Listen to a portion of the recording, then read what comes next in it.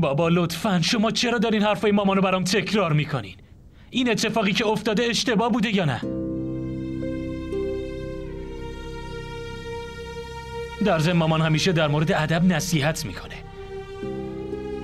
حالا اون وقت خودشون رفتن بیرون و به مردم بی احترامی میکنن. ببین پسرم، من فکر میکنم که تا جای اشتباه از ابرار بوده. بابا مؤمن و خانواده‌اش به خاطر مامان اذیت شدن. آیا اشتباه عمو ابرار از این بزرگتره؟ این چه طرز حرف زدن با مادرته؟ تو به من ادبیات میدی؟ اونم به خاطر اون دختری که برای ازدواج با تو داره تاریخ تعیین میکنه؟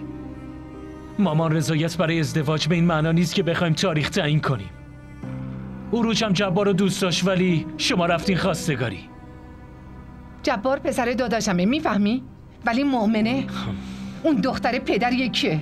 مامان بزرگت اونو از تو خیابون گرفته بود و آوردش خونه.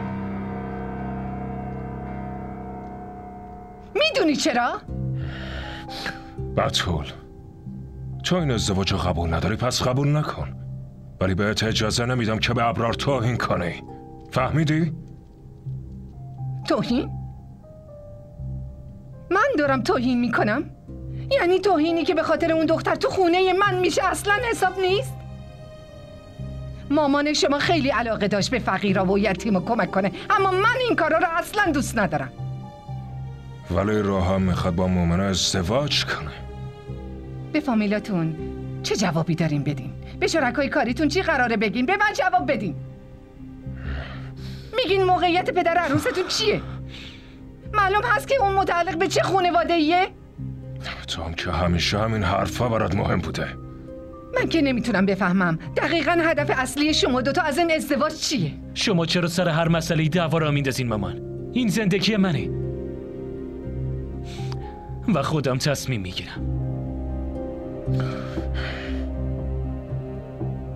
آره حتما این زندگی توه، اما مطمئناً منم توش حق دارم. فهمیدی؟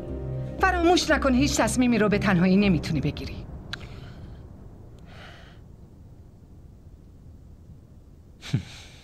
به این ازدواج نیست، معامله تجاریه که دوتا شریک دارن تصمیم میگیرن. خب من یه کاری میکنم و ازدواج نمیکنم. هرگز ازدواج نمیکنم. حالا دیگه هیچ کس مشکلی نداره.